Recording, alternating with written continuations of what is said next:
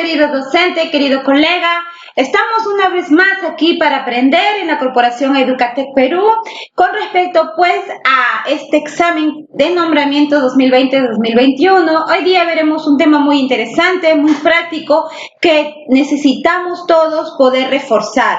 Mayormente no te vengo a nutrir con conocimiento porque ya tú de antemano estás reforzando eso cada día como profesional, sino quiero ayudarte a ti para que el estudio que tú hagas de manera individual o grupal puedas hacerlo de una forma más fácil, más sencilla, más práctica y yéndote directamente a lo más puntual que tú necesitas aprender.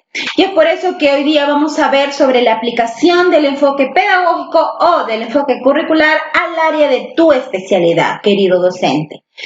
¿Por qué digo esto o a qué me refiero? Te pongo un ejemplo. Yo como profesora de comunicación quiero estudiar para el examen o me voy y me preparo a diferentes grupos de manera presencial o virtual, pero me lleno a veces de tantos conocimientos, querido colega, que al final me abrumo y lo dejo muchas veces a un costado porque me parece que es mucho lo que debo estudiar, ¿verdad?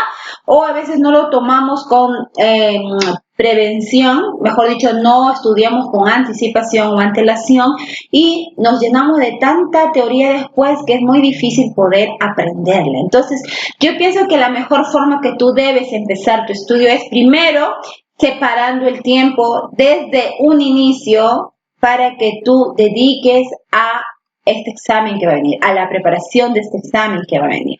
Tómate un tiempo, ya que estamos aún recién para iniciar esta preparación. Entonces tú tómate un tiempo, 1 hora, media hora, 2 horas, con respecto a tu estudio de manera personal y en caso que te estés preparando en un grupo virtual o presencial, pues también dedícale un espacio pequeño para que repases lo que tú te prepares. Entonces, lo que yo te voy a brindar es que sea que tú te prepares de manera grupal o de manera individual por ti mismo media hora para que tú estudies de lo que ya tienes, vengo a ayudarte para que ese estudio tú lo puedas hacer más sencillo, para que así tú sepas realmente lo que debes tomar de todo el contenido, de toda la teoría que tú ya has abstraído. Porque para presentarse un examen no se está preparando desde ahorita, se vienen dando exámenes de manera cotidiana cada año y se están presentando una y otra vez para agarrar el puesto de contrato o de nombramiento, ¿verdad, docente? Entonces, no es ajeno lo que va a venir.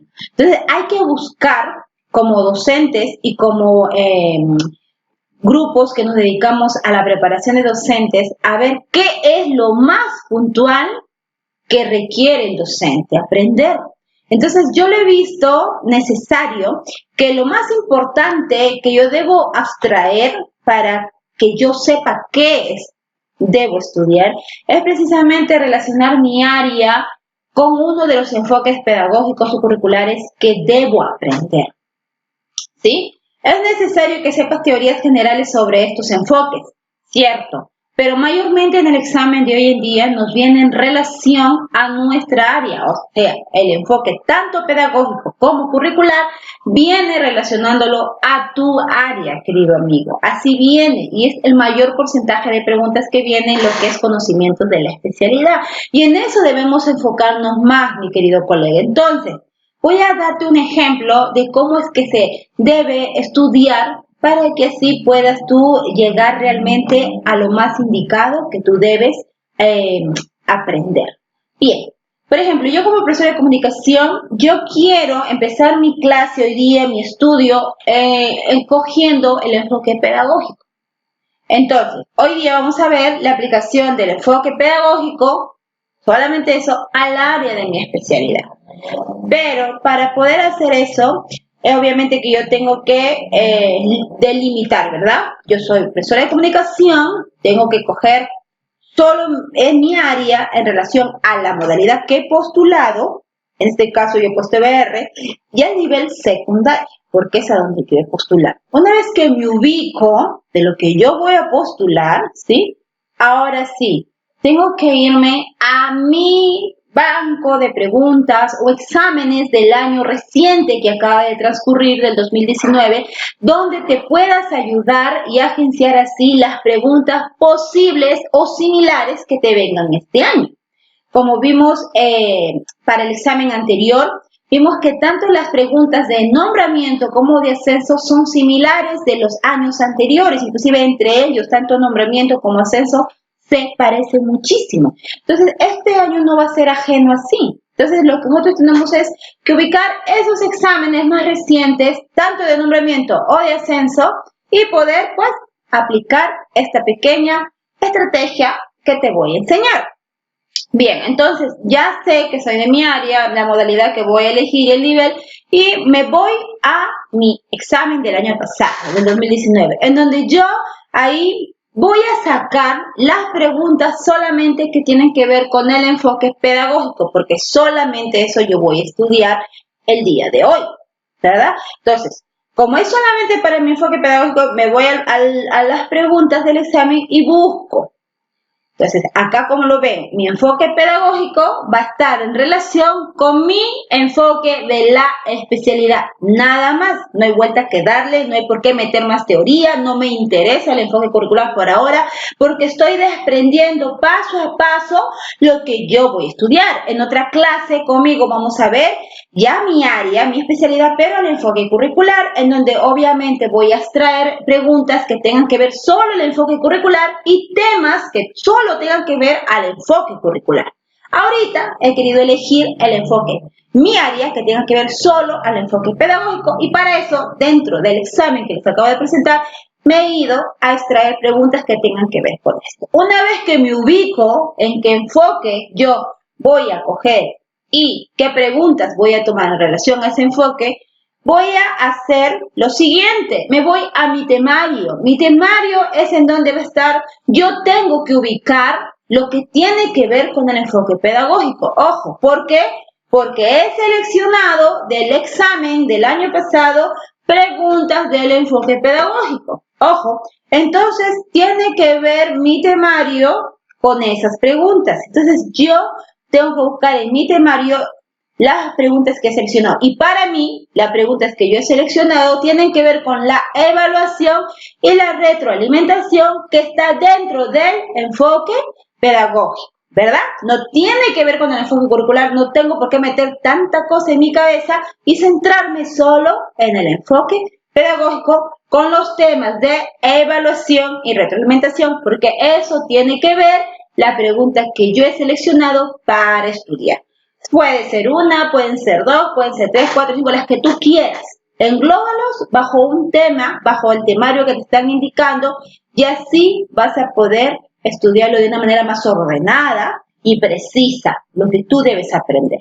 En este caso nos vamos a centrar, obviamente, al estudio de la evaluación y de la retroalimentación. Hasta ahí espero estar siendo bien clara con respecto a la forma como debemos estudiar paso por paso, de manera detallada y ordenada, para que sepamos lo que debemos realmente estudiar y aprender. Entonces, me voy a centrar en el enfoque pedagógico, que es en el temario que acabo de mencionar. El enfoque pedagógico, entonces, vinculado a la práctica pedagógica. ¿Cuáles son los temas que voy a estudiar o voy a coger mis libros para estudiar? Tiene que ver con la evaluación y la retroalimentación, ¿verdad? Acá vemos la evaluación. La evaluación en el Currículo Nacional de Educación Básica. Eso nos habla, pues, que vendría a ser, como acá lo menciona, una práctica centrada en la enseñanza, que califica lo correcto y lo incorrecto, que califica realmente lo que es bueno y lo que no, y que obviamente va a estar situada al final del proceso, donde se va a llevar a cabo el resultado de dicha práctica. Hoy es vista esta evaluación como una práctica que netamente tiene que ver con el aprendizaje del estudiante, ¿verdad? Y ese aprendizaje que el estudiante va a tener es lo que va a permitir la retroalimentación oportuna que se le haya dado con respecto a todos los progresos que él ha tenido, a todo el avance que él ha tenido dentro de ese proceso académico que tiene que ver con la enseñanza y con el aprendizaje. Entonces, es necesario en una práctica pedagógica asirse de la retroalimentación porque va a ser un factor fundamental que va a motivar el estudio respectivo de mi alumno en el proceso de enseñanza y aprendizaje. Para eso tengo que tomar en cuenta, obviamente, el Currículo Nacional de Educación Básica, en donde voy a ver la evaluación de los aprendizajes dentro de un enfoque ya formativo, como ya lo sabemos todos, en donde quiere decir que esta evaluación bajo el proceso formativo o el enfoque formativo vendría a ser un proceso sistemático en el que se va a recoger, en donde se va a valorar la información que va a ser más relevante acerca de todo el nivel alcanzado del desarrollo de las competencias que ha llevado a cabo cada uno de mis estudiantes. ¿Con qué finalidad?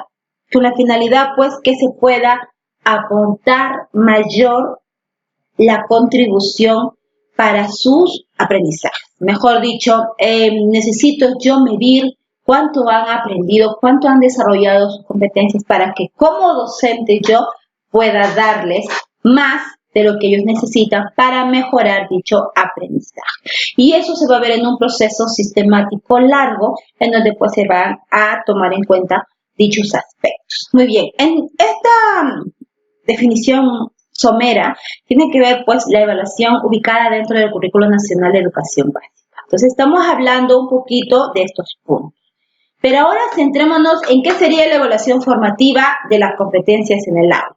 La evaluación formativa tiene que ver directamente con las competencias del estudiante.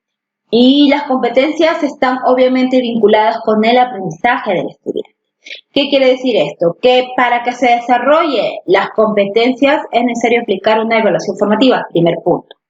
Estas competencias tienen que ser ejecutadas o desarrolladas bajo los diferentes puntos. Se tiene que tener un diagnóstico para que se aprenda mejor, se tiene que retroalimentar de manera cotidiana ese aprendizaje y se tiene que ver todas las acciones necesarias para que se progrese en el aprendizaje. Todo eso va a llevar a la mejora de dicho aprendizaje en nuestros estudiantes.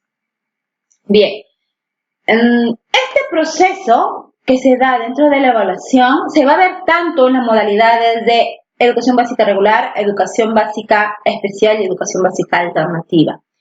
Este proceso vendría a ser, como les dije, es largo, es permanente, en donde se va a vincular la comunicación y la reflexión, como vemos en la pantalla, en donde vamos a tener los agentes principales que van a ser el estudiante, los procesos pedagógicos, por un lado, donde vamos a tener la formación integral y continua del otro lado, y que tiene que ver, obviamente, con los criterios, los niveles de logro, técnicas e instrumentos, por otro punto. Y finalmente, pues, se va a tener como resultado el avance que se ha dado o las dificultades que se han presentado para el logro de dicho aprendizaje. Todos esos puntos, pues, giran, como vemos en la pantalla, en la imagen, o están unidos, enlazados con lo que vendría a ser el proceso de la retroalimentación, de la identificación, de cómo va a considerarse este proceso dentro de la evaluación, y cómo se va a evaluar, mediante qué forma se va a evaluar y qué se va a evaluar. Entonces, como vemos acá, los procesos de la evaluación es el punto central donde gira al estudiante y a los procesos pedagógicos que tienen que ver con la retroalimentación, que es un proceso permanente, donde se considera eso una formación integral continua que permitirá identificar el avance, las dificultades y los logros, gracias a los criterios y los niveles de logro y las técnicas a usar e instrumentos para ver esos logros, ¿no? Que van a permitir evaluar a mi estudiante y los procesos pedagógicos en sí. Todo eso es un círculo, es una cadena circular que permite, pues, girar para que así se vaya desarrollando este aprendizaje dentro del proceso de la evaluación. Pero, ¿qué más es el enfoque formativo? Que tiene que ver con la evaluación formativa. El enfoque formativo es aquel en donde se sustenta la evaluación de los aprendizajes. Mejor dicho, el enfoque formativo está de la mano con la evaluación de los aprendizajes. Pero hablemos un poquito más con el enfoque formativo en sí. Como vemos en la pantalla, el enfoque formativo tiene que ver con valorar el desempeño de los estudiantes al integrar y combinar diversas capacidades. Tiene que ver con identificar el nivel actual en el que se encuentran los estudiantes respecto a las competencias. Tiene que ver todo eso porque tiene la finalidad de ayudarles a avanzar en cada uno de esos niveles para que él vaya de un menor nivel a un mayor nivel. El enfoque formativo tiene que ver también con crear oportunidades continuas para que el estudiante pues demuestre diversas capacidades que él ni siquiera pensaba que tenía. Y no solamente lo demuestre, sino que lo vaya desarrollando con un avance tal que él pueda subir de nivel y estar preparado, obviamente, para ser un excelente profesional a futuro. Por eso es que tiene que demostrar estas capacidades, las cuales van a estar de la mano, integradas por las competencias, que no solamente lo va a distinguir entre los que aprueban y no aprueban, sino que le va a llevar a un nivel de logro más alto. ¿Qué se evalúa dentro de este enfoque formativo? Obviamente, si estamos hablando de un aprendizaje, si estamos hablando de una evaluación, nos estamos centrando obviamente a evaluar a nuestro aprendizaje dentro de mi estudiante, pero bajo los puntos de capacidad, de competencia y de estándares de aprendizaje, porque lo que yo voy a evaluar son esos puntos que mi estudiante va a presentar, que mi estudiante va a desarrollar. Entonces podemos definir como tal primero que vendrían a ser las competencias. Las competencias son niveles cada vez más complejos de uso pertinente y combinado. Las competencias es un conjunto de capacidades.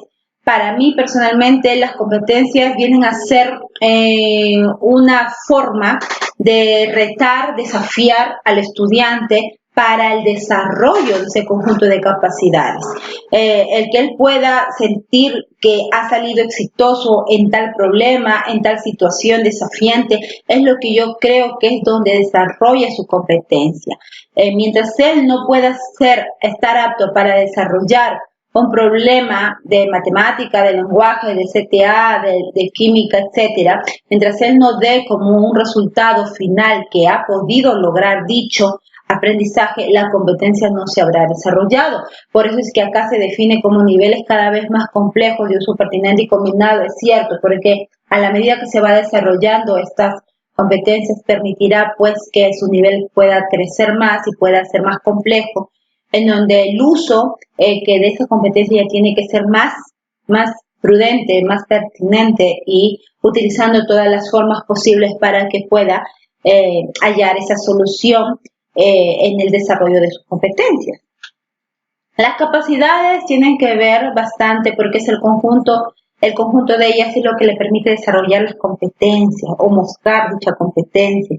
Entonces las capacidades vendrían a constituir criterios precisos y comunes para comunicar, que no solo si se ha alcanzado el estándar, sino para señalar cuán lejos o cerca está cada estudiante de alcanzar. Cierto, acá podemos hablar de las capacidades con los estándares de aprendizaje. Y si bien es cierto, tanto las capacidades con los estándares de aprendizaje y las competencias están vinculadas en sí, porque el usar mis capacidades, el usar ese conjunto de capacidades y habilidades que tiene dicha persona o ser humano, me va a permitir a mí ubicarme en un nivel específico bajo criterios precisos y comunes de un estándar que ya alcancé o que me falta alcanzar. Y puedo medir cuán cerca o cuán lejos estoy para alcanzar una próxima solución a llevar a cabo de dicho problema que tenga que enfrentar o de dicho, no sé, de dicha situación que tenga yo que asimilar en mi aprendizaje. Entonces, el ubicarme a mí en un nivel tal de estándar me va a permitir a mí medirme y ver o graduar cuán lejos o cuán cerca estoy de lograr el objetivo que quiero y qué es lo que necesito para poder alcanzarlo. Y ahí, pues obviamente, van a entrar a detallar el conjunto de mis capacidades y habilidades y cuánto yo las puedo explotar para poder llegar a dicho nivel. Y eso lo voy a hacer gracias, pues, a las competencias que voy a desarrollar. Muy bien. Dentro de la evaluación que se da en un proceso de enseñanza y aprendizaje de las competencias, hay puntos que forman parte de, y acá vemos puntos como primero, comprender que la competencia es por evaluar. Yo pienso que sí. Como les dije, la competencia es la ejecución en sí de todo tu saber y de toda tu capacidad que tú tienes y que tú necesitas usar eso para que tú puedas dar solución a tal cosa. Por ejemplo, es como una arma que tú tienes que usar para solucionar tal problema. Si soy profesora de comunicación, yo tengo que desarrollar las capacidades en mi estudiante de lo que vendría a ser expresarse, comprender, interactuar verbalmente para que así y mi estudiante pueda poder desarrollar y afrontar un aprendizaje mayor cuando él tenga que hacerlo. Entonces, yo como profesora de comunicación, si lo enseño a desarrollar y expresarse verbalmente, eso le va a permitir a él poner en práctica, obviamente, su fluidez verbal, poder desarrollarse en un escenario, todo eso. Entonces, cuando él tenga que afrontar un discurso, en un concurso o simplemente una exposición, él va a estar preparado porque ya ha aprendido a desarrollar sus capacidades y por ende a desarrollar y explotar sus competencias. Y es lo que le va a llevar a cabo a poder dar solución a esa situación desafiante que le ha tocado a él tener, como por ejemplo dar un discurso o tal vez dar una poesía o exponer un tema ante sus demás compañeros o ante el público por ser una ceremonia importante, de una fecha importante. Entonces, él va a estar apto para poder desarrollarlo. Entonces, eso le va a permitir, porque él habrá también desarrollado no solamente sus capacidades y habilidades, sino también las competencias que van a estar en una constante evaluación. Segundo punto, es necesario que se analice el estándar de aprendizaje del siglo que está llevando el estudiante, es verdad. Cuando nosotros vamos a enseñar a nuestros estudiantes, ya sabemos en qué estándar están de aprendizaje y lo que nosotros necesitamos hacer para que ellos lleguen al otro estándar o nivel mayor. Entonces, de esa manera, al analizarlos, sabemos dónde están ubicados y a dónde queremos llevarlos. Tercer punto, seleccionar o diseñar situaciones significativas. Exacto. Muchas veces, en serio, que tú como docente crees esas situaciones significativas para que entonces el aprendizaje de tu estudiante, que va a estar de la mano con la evaluación, lo haga él de una forma más práctica. Por ejemplo, tú puedes originar, si es profesor de comunicación, un debate en tu salón de clase. Estás creando una situación significativa en donde ellos, a través de una teoría que se le ha dado por parte tuya, docente, va a poder él aportar, argumentar, dar sus opiniones, ver sus posturas y ver hasta dónde pues ellos defienden su idea. Y es así como tú vas creando esa situación significativa donde vas a la par, vas a tener que evaluar ese proceso de enseñanza y aprendizaje de las competencias que ellos van a reflejarte en ese momento. Van a explotar a esas competencias en ese momento. Entonces tú vas a poder, gracias a esa situación significativa, llevar a cabo todo eso. Bien, también es necesario que debes utilizar criterios de evaluación para construir instrumentos. Es importante que yo sepa qué criterios voy a tomar para dicho tema que me ha tocado evaluar.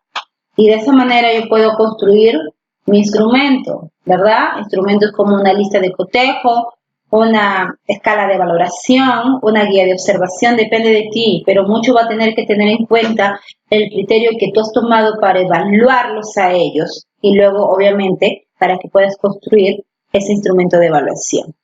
Bien, quinto, debes comunicar a los estudiantes en qué van a ser evaluados y los criterios de evaluación. Cierto. Soy de la idea que se le debe comunicar al estudiante que va a tener una evaluación cierto tiempo y que debe estar preparado.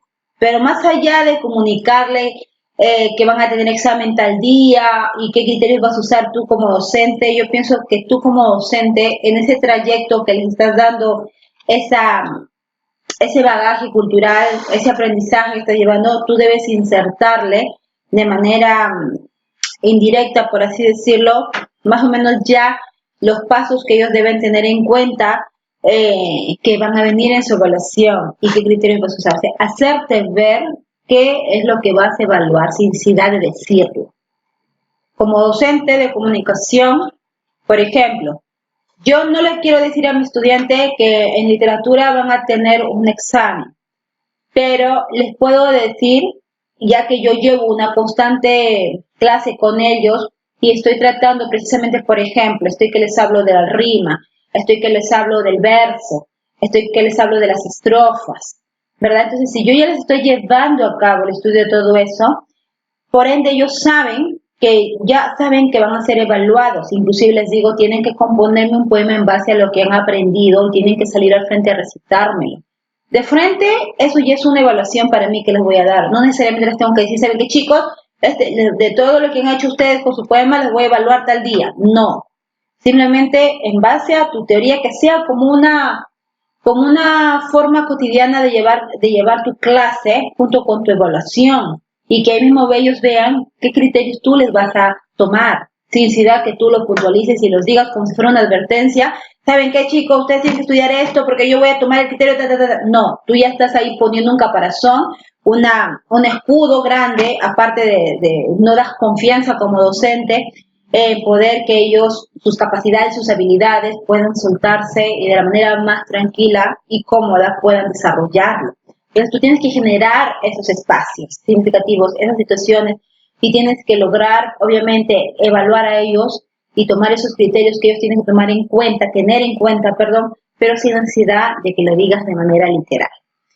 Bien, también otro punto es importante que valores el desempeño actual de cada uno de tus estudiantes a partir del análisis de evidencias. Es muy cierto. Por ejemplo, tú como profesor de matemática, les diste que elaboren, por ejemplo, que te traigan como trabajo un hecho, las figuras geométricas, ¿verdad? Entonces, algunos te trajeron hecho en triplé, en maqueta, otros en cartón y otros inclusive en un papel dibujado. Si bien es cierto, no es lo mismo, ¿no? Pero no porque unos me trajeron en papel dibujado, en una hoja, y en otros que me lo construyeron tipo una maqueta, yo voy a desvalorar el desempeño que ha tenido mi estudiante de hacer o concretar esa tarea. Si bien es cierto, no ha habido tanta responsabilidad, ahí tendrás que señalarlo, pero es necesario que valores cada desempeño que tu estudiante te muestra a partir de la evidencia que te da. Ahora, si tu estudiante te dice, ¿sabe qué, profesor? No me interesa, no quiero, no me importa y no le presento nada, ahí ya es muy diferente. Bien, punto 7. Y por ende, pues tú sabes que en toda clase que tú das, necesitas retroalimentar a tus estudiantes, ¿verdad? ¿Y qué es la retroalimentación? Es el aprendizaje que ellos obtienen o todo el contenido, teoría que ellos tienen después de haberles enseñado toda tu sesión de clase. Haces una retroalimentación o un resumen, una síntesis simple y sencilla de todo lo que tú has tratado, para que así a ellos les ayudes a avanzar hacia un nivel más esperado. Inclusive ahí puedes puntualizar cosas que has visto, vacíos que ha presentado tal alumno, tal grupo, y tú puedes reforzar. Por eso es la retroalimentación, para que tú refuerces toda tu clase que has hecho, pero refuerces en base a todo el trabajo que has visto de parte de tus estudiantes. De esa manera, tú vas a tener una mejor retroalimentación para tu salón de clase. Y pues, obviamente es así como tú vas a ayudarlos a avanzar hacia un nivel esperado y ajustar obviamente la enseñanza que va a ser necesaria para aquellas necesidades que ya tú has identificado. Muy bien. Entonces, ¿cómo se evalúa en el proceso de enseñanza y aprendizaje de las competencias? Primero, obviamente, se evalúa comprendiendo que la competencia es para evaluar. Ojo. Segundo, analizando que el estándar de aprendizaje se tiene que hacer bajo un siglo determinado, mejor dicho, ubicar tu estándar de aprendizaje cada siglo. Tercero, seleccionar o diseñar situaciones significativas, lo que acabamos de ver en un ratito. Pero cuando me refiero al punto 1, que es comprender la competencia para evaluar, tiene que ver con el significado, las capacidades que lo componen y la progresión que se lleva a cabo. Cuando me refiero a analizar el estándar de aprendizaje del siglo, me refiero a leer el nivel de estándar esperado, como les he dicho, y compararlo con la descripción de un nivel anterior y para que pueda llegar a un nivel posterior. Cuando se trata de seleccionar o diseñar situaciones significativas, tiene que ver con generar conocimiento explicativo de un fenómeno. Las situaciones que debes tú generar deben despertar el interés en tus estudiantes, recrear escenarios futuros, crear un nuevo objeto, permitir que tus estudiantes pongan en juego o apliquen una serie de capacidades y obviamente recoger las evidencias a través de técnicas o instrumentos, como ya te lo he dicho. Cuando se trata de utilizar criterios de evaluación para construir instrumentos, tiene que ver con construir instrumentos de evaluación de competencia, lo que les he dicho, criterios que están en relación a las capacidades de las competencias. Estos instrumentos de evaluación, ya les he mencionado, son varios en sí. Es la lista de cotejo, la escala de valoración, la guía de observación, hay otras más, pero las más comunes de usar son esas. Se requieren instrumentos de evaluación que hagan visible la combinación de las capacidades al afrontar un desafío y pues que éstas se vayan precisando y describiendo en qué nivel de logro está. Cuando me refiero a analizar el estándar de aprendizaje del siglo, tiene que ver con informar a los estudiantes desde el inicio del proceso hasta el final. Informarles y también hacerles ver en qué competencias van a ser evaluados, cuál es el nivel esperado y qué criterios de evaluación se va a tomar. Para diseñar las situaciones significativas es necesario describir lo que es capaz de saber hacer, saberes que ponen en juego, las relaciones que se van a establecer, aciertos y errores que se van a presentar y por último comparar el nivel actual con el esperado. Muy bien, hasta ahí hemos visto cada uno de esos puntos. Importantes, ojo, pero ahora vamos a hablar un poquito más fondo, más ahondando tal vez el punto de la retroalimentación en la evaluación formativa. La retroalimentación tiene que ver con recoger información de los procesos que se encuentran en desarrollo. ¿No? Mejor dicho, dar nuevamente la información de la clase o del tema que ya has dado, tomando en cuenta ciertos criterios para mejorar lo que ya se ha aprendido. Eso te permitirá mejorar los procesos a evaluar debido a que se van a desarrollar simultáneamente. La retroalimentación entonces sería una información comunicada al estudiante con la finalidad de dar a conocer el avance en su proceso de aprendizaje y de las mejoras que se va a realizar. Exacto. Pienso que la retroalimentación es necesaria porque ese es donde tú plasmas a tus estudiantes qué es lo que estuvo mal de toda la clase, qué es lo que te faltó a ti aprender, por qué yo te estoy repitiendo una y otra vez este punto, porque es lo que tú necesitas aprender o es lo que tú necesitas para tu examen que te va a venir en el colegio, ¿no? Por eso es que la retroalimentación es ese proceso dialógico, esa instancia en la que el docente y el estudiante van a recibir información ambos por igual en el proceso de enseñanza y aprendizaje. Muy bien. La retroalimentación también se da de manera oral o de manera escrita, en donde se entregan en el momento oportuno. Contienen comentarios específicos y reflexiones que incluyen sugerencias que le van a ayudar al estudiante a comprender el error, como les he dicho, como también a tener en claro cómo superar ese error para mejorar, ojo, su desempeño. Y tiene que ver esto o se relaciona toda esta definición permite que se pueda aprender mejor. Ese es el objetivo. Con eso se relaciona, es que al final el aprendizaje sea más completo y te ayude pues a seguir avanzando en tus niveles de logro. La retroalimentación, ¿qué permite a los docentes? Permite ajustar a sus estrategias de enseñanza, le permite diseñar nuevas situaciones significativas, replantear sus estrategias, corregir su metodología, replantear la manera de relacionarse con sus estudiantes, saber qué debe enfatizar y cómo hacerlo. ¿Qué actividades se puede aplicar como docente para que yo pueda desarrollar esa retroalimentación en mi sesión de clase? Bueno, las actividades a aplicar tienen que ver con atender las necesidades de aprendizaje, las cuales yo ya voy a tener identificadas. Tengo que aplicar actividades que les brindan oportunidades diferenciadas a los estudiantes le va a permitir esta actividad desarrollar la capacidad de autoevaluar el propio desempeño. Ojo. Entonces, podemos decir que la retroalimentación de los aprendizajes se da de un punto inicial a un punto final. Sí se puede decir eso, como vemos en la imagen. Cuando yo hablo de una retroalimentación desde el punto inicial, es que estoy hablando de las experiencias previas. Mejor dicho, estoy evaluando qué es lo que va a necesitarse retroalimentar o comentar o hablar.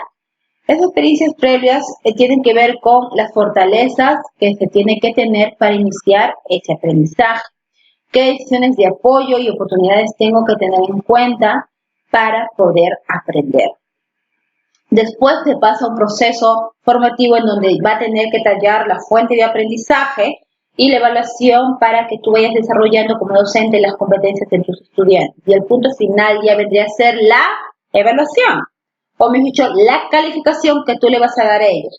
¿Cómo certifica el estudiante su aprendizaje, qué aprendizajes lograron, qué queda por construir o qué se puede hacer para llevar a un nivel mejor de aprendizaje de mis estudiantes?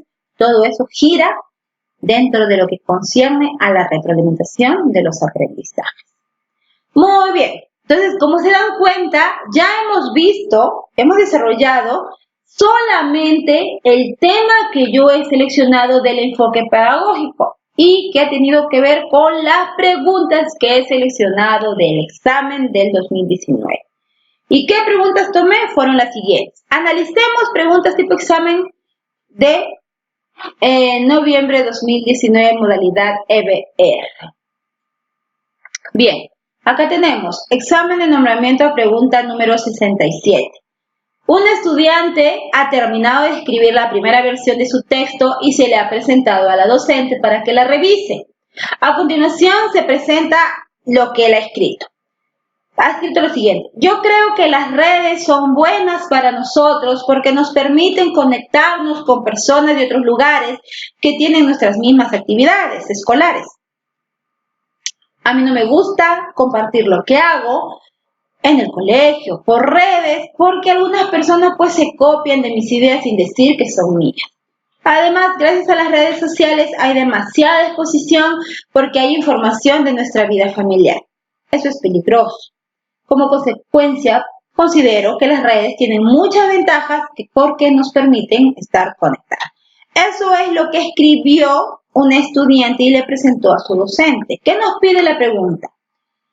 El docente busca ofrecerle al estudiante una retroalimentación para que mejore su texto. ¿Cuál de las siguientes acciones pedagógicas es más adecuada para ello? Acá ya he subrayado que tú tienes que analizar primero en la pregunta qué es lo que te pide. Y de frente nos damos cuenta que es la retroalimentación. Es lo que he podido yo subrayar.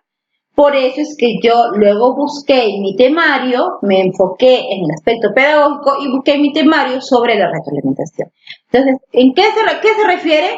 La pregunta: el docente busca ofrecerle al estudiante una retroalimentación para que mejore su texto. ¿Cuál de las siguientes acciones pedagógicas es más adecuada para ello? Si estamos hablando de una retroalimentación, y acá me citan acciones pedagógicas, acá de frente está la respuesta C, que vendría a ser solicitarle que diga cuál es su postura de ella frente al uso de las redes sociales.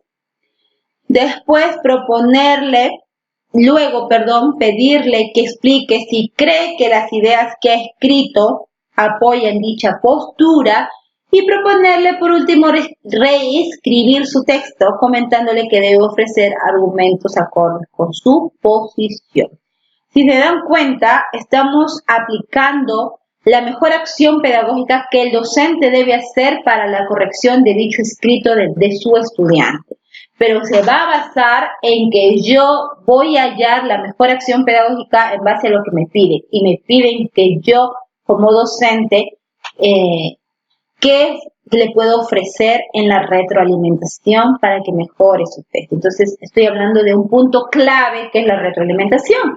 Entonces, el docente busca ofrecerle al estudiante una retroalimentación para que mejore su texto. ¿Cuál de ellas es más adecuada de las acciones pedagógicas que tiene que ver con la retroalimentación? La C. Solicitarle que diga cuál es su postura frente al uso de las redes sociales. Yo como docente le digo a mi estudiante: dime cuál es tu postura Luego quiero que me expliques si crees que las ideas que has escrito, que has escrito, ¿no? Apoyan dicha postura y después que te propongo a reescribir tu texto, te comento pues como docente qué argumentos que deben estar acordes a tu posición y te sugeriría que lo vuelvas a reescribir. Y de esa manera estoy aplicando la retroalimentación. Al igual que acá vemos la siguiente pregunta. Al inicio del año escolar, un grupo de docentes de comunicación está conversando sobre los instrumentos que van a evaluar para llevar a cabo una evaluación formativa del proceso de producción de textos de los estudiantes. Entonces ya estoy identificando qué es lo que me piden. Evaluación formativa, la hemos subrayado con rojo. En este contexto, 3 docentes se encuentran dialogando sobre la elaboración de una rúbrica. No es tan importante ahorita el término rúbrica porque no te piden qué rúbrica usar. Te hablan de una evaluación formativa y están hablando sobre la elaboración de una rúbrica nada más, que es de la opinión que han hecho estos 3 estudiantes. La primera estudiante dice, hagamos la rúbrica porque tiene que ver su elaboración con una rúbrica. Mis estudiantes tienen que elaborar esto. Entonces, estos 3 estudiantes, estos 3 docentes están hablando sobre la elaboración que ha hecho cada uno de sus estudiantes sobre el trabajo de la rúbrica. Armando dice, hagamos la rúbrica con la descripción de los niveles asociados a determinados desempeños. Sobre esta base, los estudiantes podrán comparar cada uno de sus textos y ver quién está en un mejor nivel en la competencia de producción de texto. Berenice dice, la rúbrica es una buena idea antes de presentarla. Sugiero que nos centremos en explicar a los estudiantes qué son la coherencia textual y la adecuación a la situación. Así sabrán conceptos que deben aprender para escribir sus propios textos. Y Cecilia dice, es verdad, pero creo que la rúbrica es útil para ofrecer a los estudiantes la oportunidad de que con nuestra orientación y conversando con ellos sepan qué aspectos han logrado y qué les hace falta fortalecer.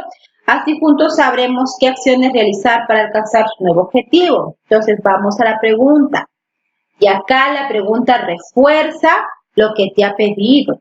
¿Cuál de los comentarios está más alineado a la evaluación formativa de las producciones escritas que acabamos de ver en la teoría sobre evaluación formativa?